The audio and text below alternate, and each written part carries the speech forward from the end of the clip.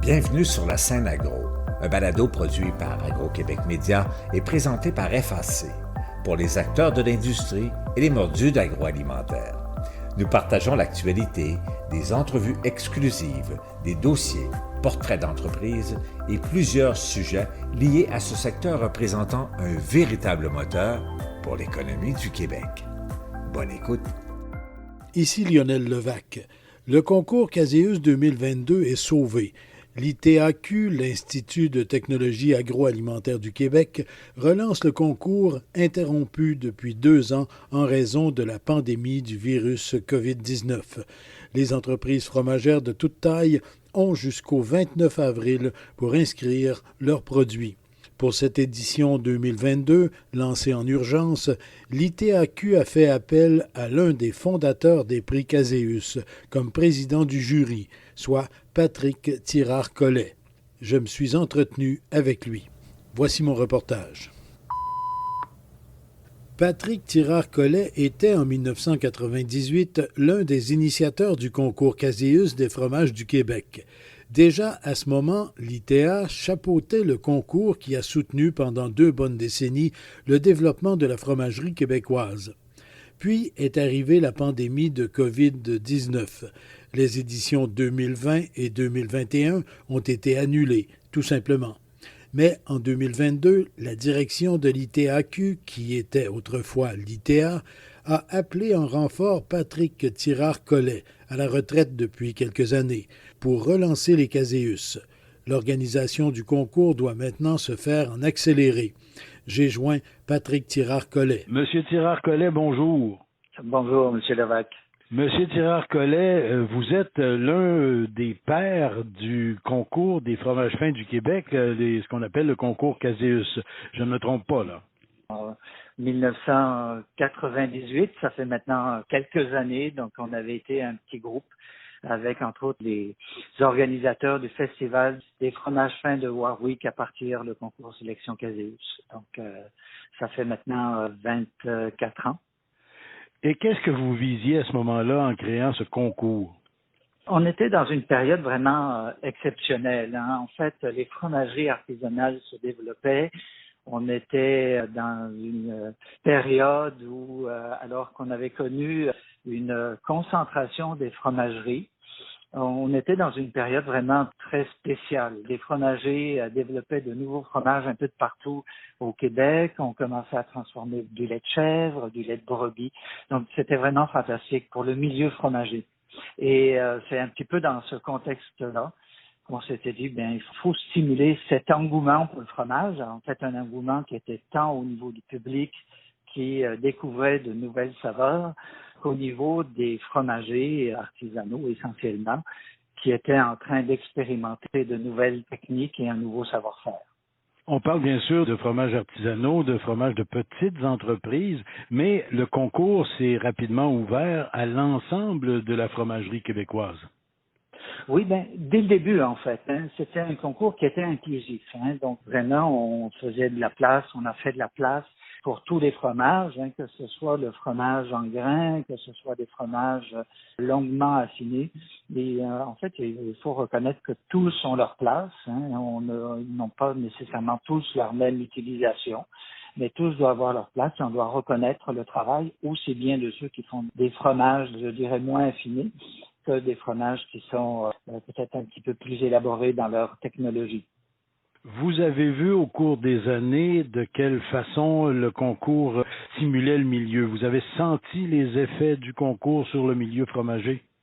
Oui, ça s'est pas démenti année après année. On a eu un nombre d'inscriptions qui a continuellement augmenté. Donc, si je regarde, on est rendu dans les dernières années, c'était toujours un nombre qui avoisinait 200 inscriptions, entre 150 et 200 inscriptions de fromage, qui est quand même assez important.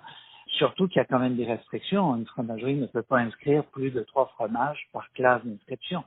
Donc, c'est quand même une participation très intéressante dans le concours et il n'y a jamais eu de période creuse. La pandémie est arrivée et bien sûr le concours comme tel a été suspendu. Ça, c'est quelque chose qui a dû vous désoler de voir le concours s'interrompre comme ça. c'est pas la seule chose qu'on a été désolé pendant la pandémie, mais bien sûr, pour le concours Caseus, on a été bien entendu.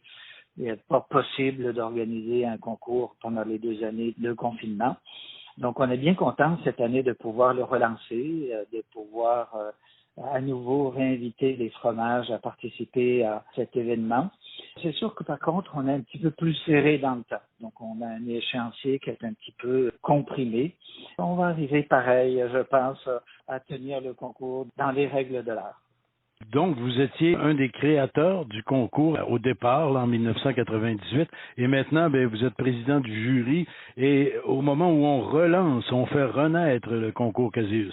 Oui, j'ai vraiment été heureux que l'ITAC, l'Institut de technologie agroalimentaire du Québec, qui était en fait le maître d'œuvre dès le début de ce concours-là, m'appelle. Ça faisait à peu près une dizaine d'années que j'étais plus directement relié au concours. En fait, j'avais quitté l'ITA en 2011, donc j'avais aussi quitté la présidence du concours. Et c'est avec beaucoup de plaisir que je reprends un peu du service pour cette année-là. Et l'ITA, qu'on appelle maintenant l'ITAQ, c'est un peu votre alma mater, là.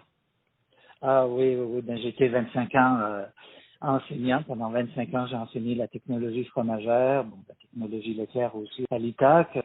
J'ai fait beaucoup de formations en usine, en entreprise. J'ai fait beaucoup aussi de formations auprès des adultes, en plus bien sûr des programmes réguliers. Donc, c'est vraiment là que j'ai fait la majeure partie de ma carrière et je dois beaucoup à l'ITAC. En fait, j'ai fait ma carrière à l'ITA, parce qu'à l'époque, ça s'appelait l'ITA.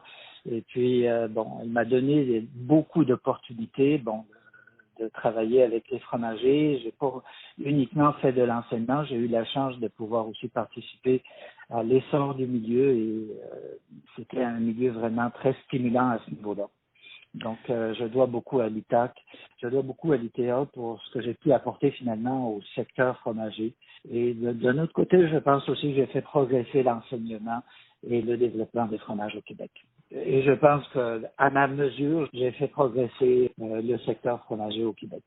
Et d'ailleurs, l'ITAC, l'Institut agroalimentaire du Québec, s'apprête à relancer là, son AEC en transformation fromagère ou en transformation de produits laitiers, là. Oui, c'est vraiment une formation pour moi qui était importante. J'ai travaillé dans cette formation-là pendant toutes les années que j'étais à l'ITA. Ça nous permettait vraiment de travailler avec les entreprises, donc de développer le savoir-faire, de développer les connaissances fromagères dans le secteur. Écoutez, pour moi, c'était essentiel. Ce type de formation, c'est vraiment essentiel. Beaucoup de personnes qui rentrent dans le secteur de l'industrie fromagère n'ont pas nécessairement toutes les compétences quand elles rentrent dans les entreprises et elles se doivent de se perfectionner au fur et à mesure, bien sûr, qu'elles veulent occuper des postes plus importants, notamment des postes de fromager. En fait, pour être fromager dans une usine, il faut avoir un certain nombre de connaissances de base pour pouvoir vraiment bien mener une cuve de fabrication. Et bien traiter le lait. Et bien traiter le lait, oui. Et bien traiter aussi le fromage, bien le bichonner quand il est en affinage. D'accord. Et donc, Monsieur Tirard-Collet, vous êtes président du jury 2022 du concours Caseus, du Grand Prix Caseus. Et les inscriptions, on l'a abordé rapidement tout à l'heure, là, les inscriptions, c'est un peu serré dans le temps, donc du 18 au 29 avril, c'est bien ça? Oui, c'est ça. Donc, avec la pandémie, on est parti un petit peu en retard. Donc, toutes les étapes vont être compressées. Mais on va laisser quand même 2 bonnes semaines aux fromagers pour inscrire leurs produits. Donc, c'est quand même une période relativement longue. Donc, on va laisser 2 semaines aux fromagers pour s'inscrire. C'est un petit peu moins que d'habitude, mais il faut faire avec le contexte, malheureusement. Et le jugement comme tel, les juges vont se réunir à Saint-Hyacinthe pour goûter, tester tout ça et donner leur pointage. Oui, donc le jugement va avoir lieu donc, le 1er juin. Donc, on a déjà contacté les juges. En fait, il y avait un certain nombre de juges qui avaient été contactés pour l'édition de 2020. Donc, ces juges ont été rappelés. Plusieurs ont dit oui, on va compléter la liste. Donc, on a entre 20 et 25 juges qui vont se présenter le 1er juin, comme par le passé, à peu près le même nombre. On va les diviser en environ 5 panels, 4 à 5 panels, suivant le nombre de fromages qui vont s'inscrire. et les évaluations vont se tenir pendant toute la journée. Et les remises de prix comme telles, bien ça ira plus tard à l'automne. Oui, ça ira plus tard. Peut-être que le calendrier électoral, parce qu'il va falloir en tenir compte, va faire en sorte qu'il va être un petit peu plus tard que les autres années, peut-être début novembre ou fin octobre, début novembre. Il faudra attendre, bien entendu, que les élections aient lieu pour que le nouveau ministre puisse remettre les prix Caséus au récipiendaire. Bien, Monsieur Tirard-Collet, merci beaucoup pour tous ces détails. Bonne chance comme président du jury et au plaisir de se revoir devant quelques bons fromages. Merci beaucoup, M. Lévesque. Ici Lionel Levaque. Donc, pas de temps à perdre pour les fromagers et fromagères. Ils doivent inscrire leur fromage au plus tard le 29 avril. Ah oui, aussi, autre chose à surveiller, la période d'inscription à l'AEC, l'attestation d'études collégiales en transformation des produits laitiers, à l'ITAQ. Au revoir. Vous avez aimé ce contenu? Suivez la scène agro pour rester à l'affût de l'actualité agroalimentaire. Merci et à bientôt.